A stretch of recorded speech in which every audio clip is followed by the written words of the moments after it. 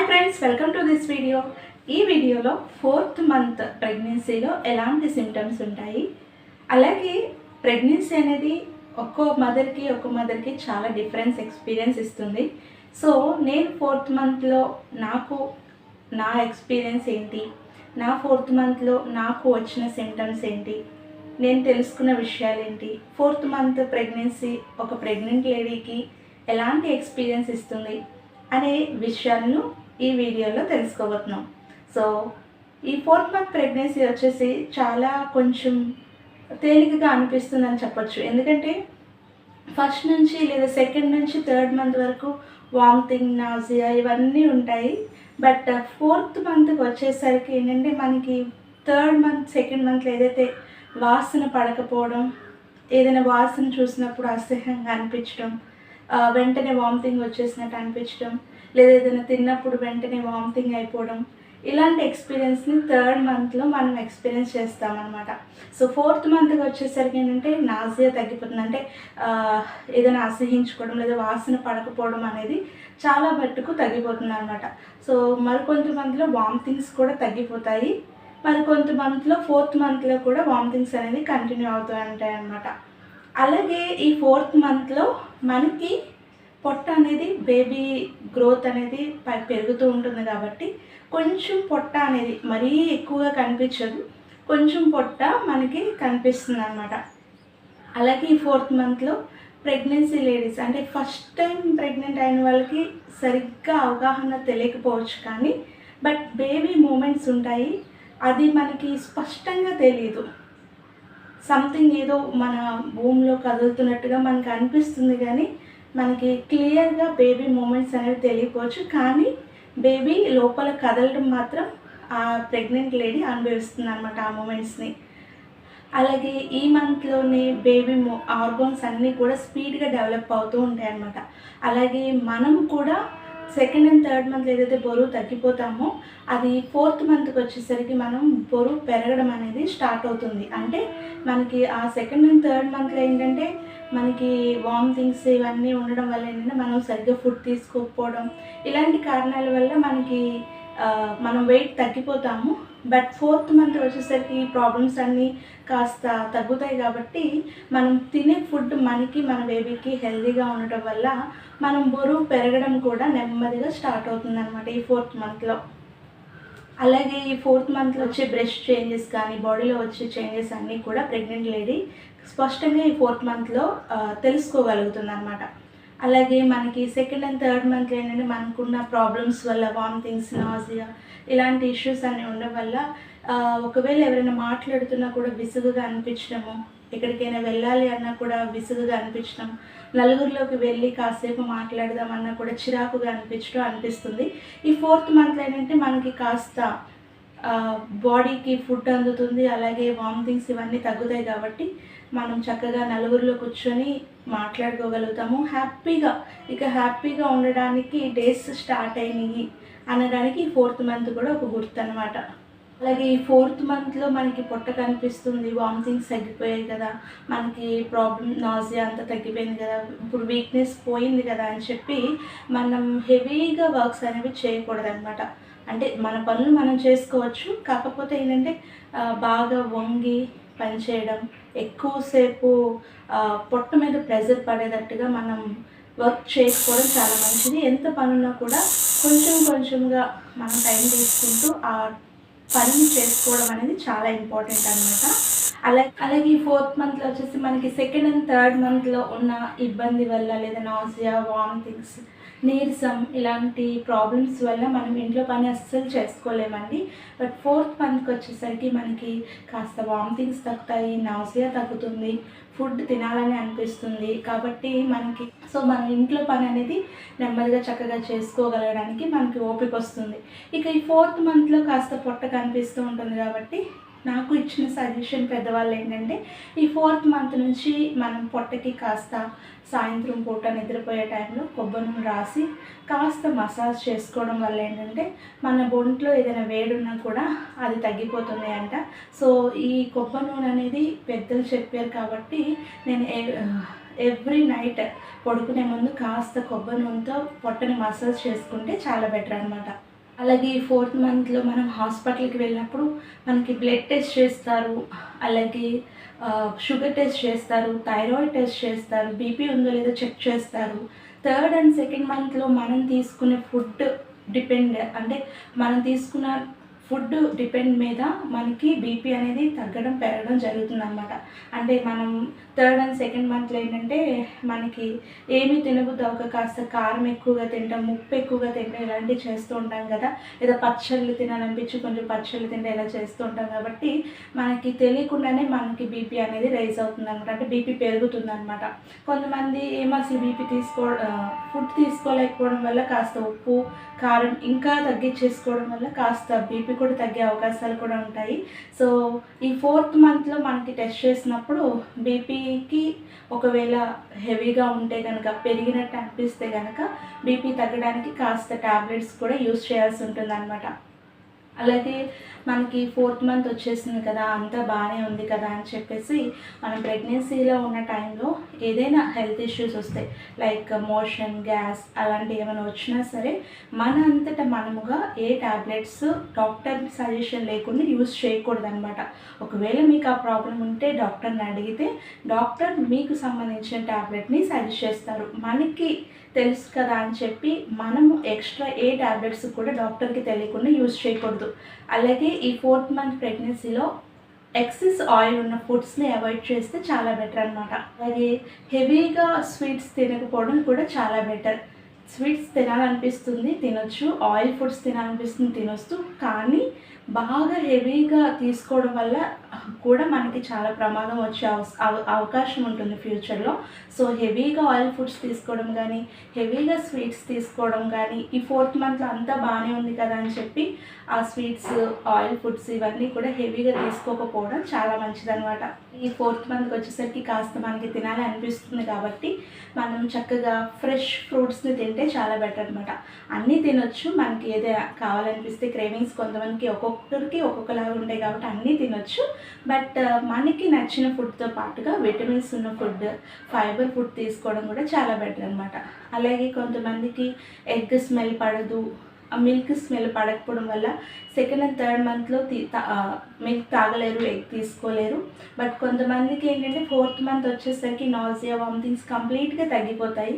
So వాళ్ళు ఈజీగా 4th month నుంచి ఎగ్ తీసుకోవడం, ఈవినింగ్స్ మిల్క్ తాగడం అలాంటివి చేయొచ్చు అనమాట.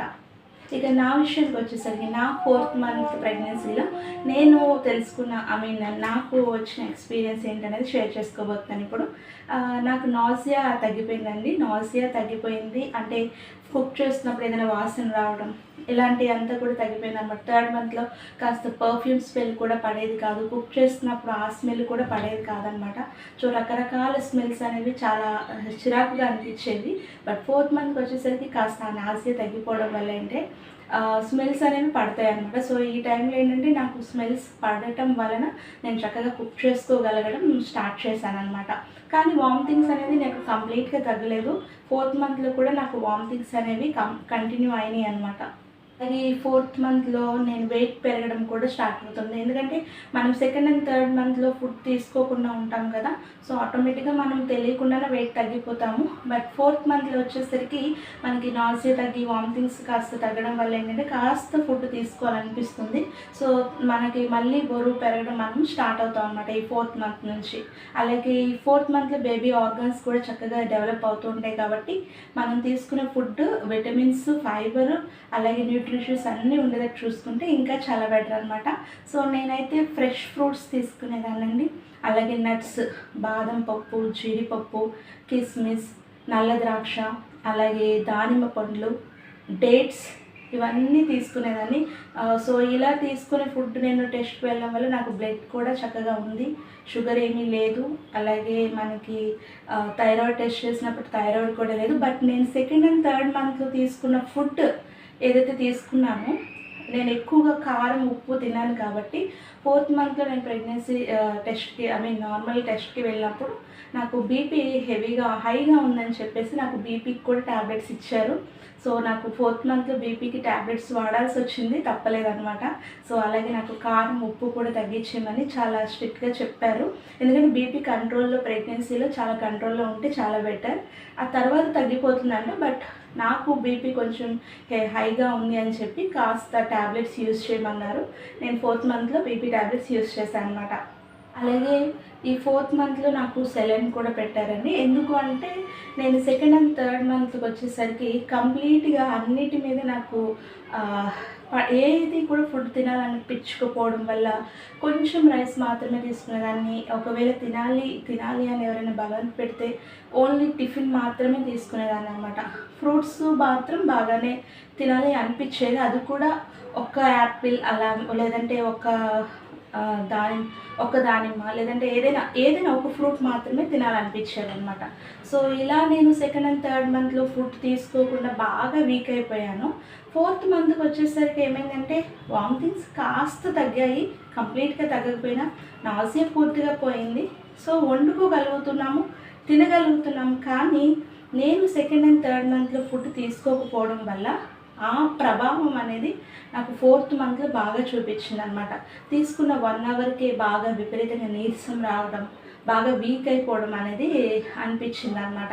ఇలా ఫుడ్ తీసుకున్నా కూడా 1 or 2 అవర్స్కి ఇలా బాగా విపరీతంగా నీరసం రావడం, ఇదంతా కూడా నేను ఒక 15 days బాగా ఫేస్ చేశాను ఈ 4th మంత్లో. ఇక నా వల్ల కాదు అన్నప్పుడు నేను హాస్పిటల్కి వెళ్ళి నాకు సెలైన్ కావాలి అని అడిగాను అనమాట.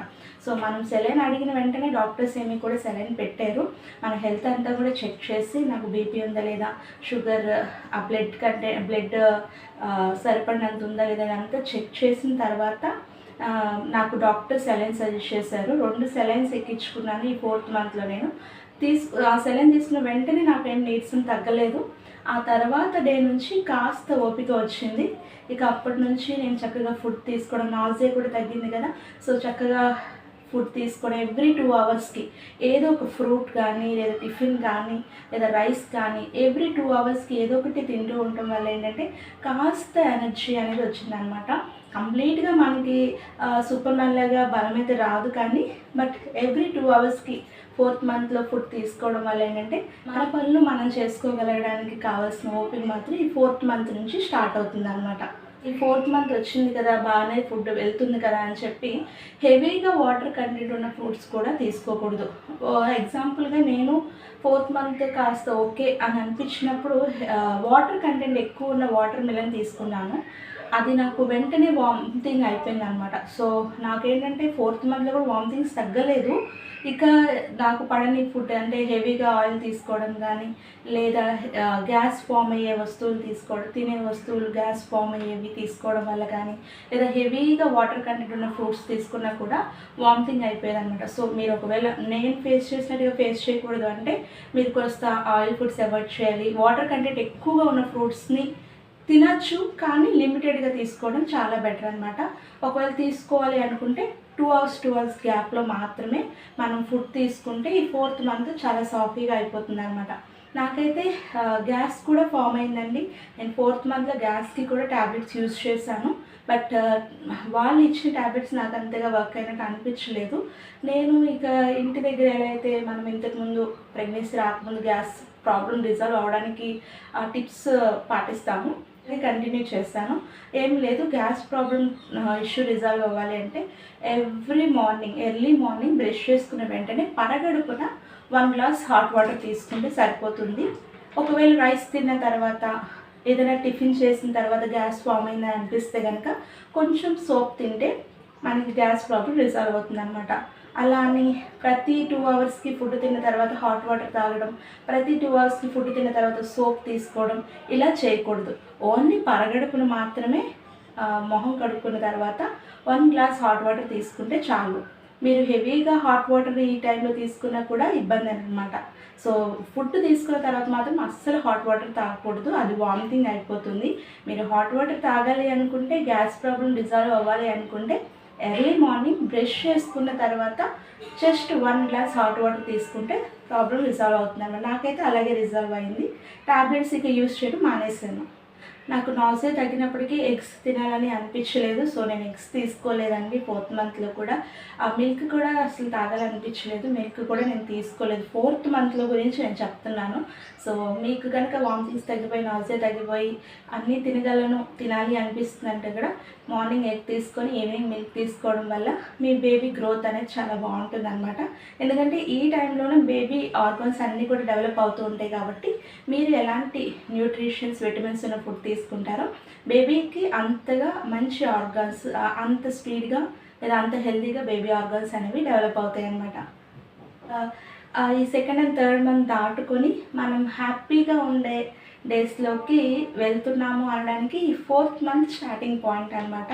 సో ఈ 4th మంత్ కూడా మనం కాస్త ఫుడ్ విషయంలో జాగ్రత్తగా ఉంటే 5th మంత్ అంతా కూడా మనకి హెల్తీగా మూవ్ అవుతుంది. సో ఈ వీడియో మీకు నచ్చింది అనుకుంటున్నాను. Thanks for watching.